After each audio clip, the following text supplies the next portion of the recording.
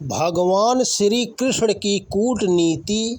धर्मशास्त्रों में दशरथ पुत्र राम को 12 तथा श्री कृष्ण को 16 कलाओं से युक्त संपूर्ण अवतार कहा गया है। आधुनिक चिंतन ने भी उपरोक्त कथन के सारगर्भिता को पूर्ण रूप से स्वीकार किया है। वास्तव में भारतीय साहित्य में श्री कृष्ण का चरित्र अद्भुत है। ग्रंथकारों ने यद्यपि अनेक गाथाओं में उनकी चतुर्मुखी प्रतिभा का विलक्षण रूप चित्रित किया है, परंतु उनकी कूटनीतिज्ञ सूझबूझ अन्य सब प्रतिभाओं में सर्वोपरि ठहरती है। साधारणतः श्री कृष्ण की कूटनीतिक बुद्धि की झलक जनता को कौरव पांडव युद्ध में ही देखने को मिलती है। इस झलक का स्वरूप उनके जीवन के उत्तरार्ध काल से भी संबंधित है। वास्तव में जीवन के प्रारंभ काल से ही उनकी कूटनीति का प्रभाव उस समय सारे संसार में छा गया था। कंस के वध के पश्चात कृष्ण का सबसे प्रबल शत्रु कंस का ससुर जरासंध हो गया था, जो उस समय भारत भर में सबसे प्रतापी सम्राट माना जाता था। महर्षि व्यास ने उस समय तक हुए केवल 5 व्यक्तियों को ही सम्राट माना है। ये व्यक्ति भी केवल एक एक गुण के कारण सम्राट पद पर अधिष्ठित हुए थे। मानधाता शत्रुओं को जीतकर सम्राट बने थे। राजा भगीरथ प्रजापालक होने के गुण से, कार्तवीर्य अर्जुन तपोबल के कारण तथा राजा भरत अपने स्वाभाविक गुणों से सम्राट बने थे। 5वें सम्राट मरुत अपनी समृद्धि के कारण उस पर आरूढ़ हुए। ऐसा विदित होता है कि इन गुणों के आधार पर उन्होंने सर्वोच्च पद प्राप्त किया। कृष्णद्वैपायन व्यास ने जरासंध में अनेकों गुणों की विद्यमानता होने से उसे प्रतापी सम्राट माना है। उसने देश के तत्कालीन 100 राजाओं में से 86 राजाओं को विजित कर उन्हें अपने कारागार में बंद कर रखा था। शेष 14 पर भी विजय प्राप्ति के लिए उसका अभियान चल रहा था। इस तथ्य से उसके असीम बलशाली होने का प्रमाण मिलता है। कुंती, भोज, वृष्टि और अंधक आदि किसी भी राज्य की उससे लड़ने की सामर्थ्य नहीं थी। अपनी इस विजय से उसे गर्व और अभिमान भी हो गया था। अपने जामाता कंस के मारे जाने के पश्चात वह कृष्ण से ईर्ष्या करने लगा था। वह उन्हें अपना प्रबल शत्रु भी मानता था। श्री कृष्ण ने बड़े यत्न से अपने क्षेत्र में एकता स्थापित करने के उद्देश्य से भोज राजवंश के प्रमुख आहुक की पुत्री का विवाह अक्रूर से करा दिया। इससे जाति का संगठन तो हो गया, परंतु फिर भी उसमें जरासंध से मुकाबला करने की शक्ति उत्पन्न नहीं हो सकी। जरासंध ब्रज पर पहले 16 बार आक्रमण कर चुका था। उसका 17वां आक्रमण संगठित ब्रज पर था। गोकुलपुरी तथा आसपास के 7 सामंतों ने श्री कृष्ण के कुशल नेतृत्व में जरासंध का मुकाबला किया। भगवान श्री कृष्ण को पता चल गया था कि जरासंध की विजय का कारण उसके 2 सेनापति हंस और डिंभक हैं। अतएव उन्होंने इन 2 सेनापतियों का कूटनीति से वध कराने का संकल्प लिया।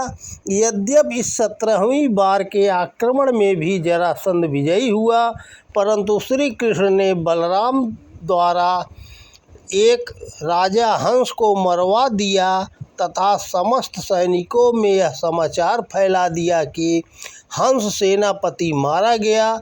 इस खबर को सुनकर डिंभक को घोर शोक हुआ और उसने यमुना में कूदकर अपने प्राण दे दिए। अब अपने भाई की आत्महत्या का समाचार हंस को विदित हुआ तो उसने भी आत्महत्या कर ली। शोकग्रस्त जरासंध तत्काल मगध लौट गया। इस प्रकार प्रथम कूटनीति से न केवल ब्रज का त्राण ही हुआ, अपितु जरासंध के सैन्य बल की कमर भी टूट गई। श्री कृष्ण की इसी कूटनीतिक चाल से आगे महाभारत युद्ध में द्रोणाचार्य की भी मृत्यु कराई गई। श्री कृष्ण ने इस बार तो ब्रज को बचा लिया, परंतु आगे उसकी रक्षा करना असंभव था। इसलिए वहाँ की सारी संपत्ति को उन्होंने अपने बंधुओं में बांट दिया। उनको अपने साथ सौराष्ट्र पलायन करने के लिए सहमत भी कर लिया। नए क्षेत्र में जाकर भी कृष्ण जरासंध की शत्रुता को न भूल सके। उनका स्वयं का खेमा जरासंध से लोहा लेने में असमर्थ था, अतः उन्होंने इस कार्य में भी व्यवहार बुद्धि से काम लिया। उन्होंने अजेय योद्धागण पांडवों को इस कार्य के लिए सर्वथा उपयुक्त समझकर उनको जरासंध से लड़ाने का निश्चय कर लिया। जब राजसूय यज्ञ के लिए पांडवों को ऋषि मुनियों द्वारा प्रेरित किया जा रहा था, तब कृष्ण ने इसे उपयुक्त अवसर जानकर उनको यह यज्ञ करने के लिए पूरा प्रोत्साहन दिया। राजसूय यज्ञ में देश के सारे राजाओं पर विजय प्राप्त करना अभीष्ट होता है, अतः पांडवगण इस हेतु तैयार नहीं हो रहे थे। युधिष्ठिर तो इसके लिए बिल्कुल भी तैयार नहीं थे। तब श्री कृष्ण ने युधिष्ठिर को न केवल सम्राट पद पर प्रतिष्ठित किए जाने का महत्व समझाया, अपितु इस क्षत्रियोचित कर्तव्य बताकर इस धार्मिक अनुष्ठान को करने के बाद ब्रह्मलोक की प्राप्ति का आधार भी बताया। युधिष्ठिर फिर भी सहमत न हुए। तब कृष्ण ने भीमसेन को इस कार्य हेतु राजी कर लिया। भीमसेन कृष्ण की बातों में आ गए और शर्त यह ठहरी कि यदि युद्ध होता है तो उसमें श्री कृष्ण को भी पांडवों के साथ लड़ना होगा। भीमसेन ने स्वीकार किया कि कृष्णे नयो मयम बले जयः प्रार्थे धनम जये, अर्थात श्री कृष्ण की नीति मेरा बल और अर्जुन की बाण शक्ति यदि एकत्रित हो जाए तो फिर चिंता या भय की कोई बात नहीं है। फिर भी युधिष्ठिर अनमने रहे। अंत में वार्ता शिल्पी कृष्ण ने चतुर कूटनीति का दूसरा दांव फेंका। उन्होंने युधिष्ठिर को डांटते हुए कहा, यह ठीक है कि हम सीधे रण क्षेत्र में राजा जरासंध को नहीं हरा सकते, परंतु बुद्धि और कौशल तो हमारे पास है। यदि हम रण क्षेत्र में न भी जाएं तो क्या हमारे पास मृत्यु कभी नहीं आएगी? तो क्या कूटनीति का अवलोकन करना उचित नहीं होगा? इस बार युधिष्ठिर ने घुटने टेक दिए।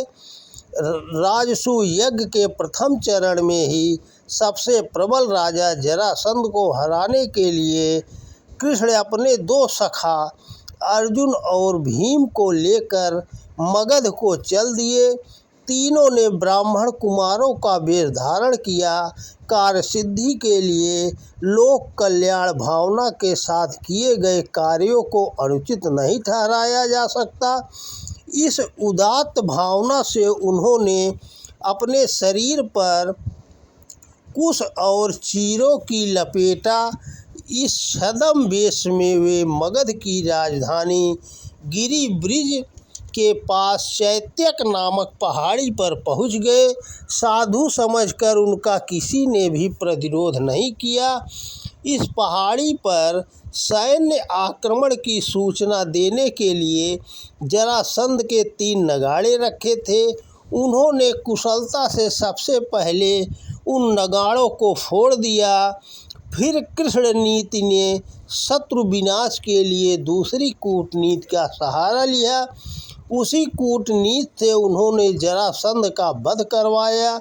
यदि कृष्ण में कूटनीति की विलुप्तता न होती तो न जरासंध का वध ही हो पाता और न भविष्य में धृत कीड़ा तथा अन्यायी कुशासन की समाप्ति ही होती।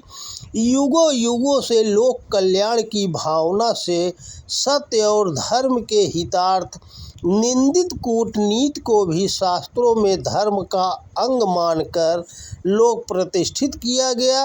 यही कारण है कि सहस्त्रों वर्षों के पश्चात भी 16 कलाओं से युक्त कूटनीति जनक महान कृष्ण को सारा राष्ट्र बार बार स्मरण करता रहा है।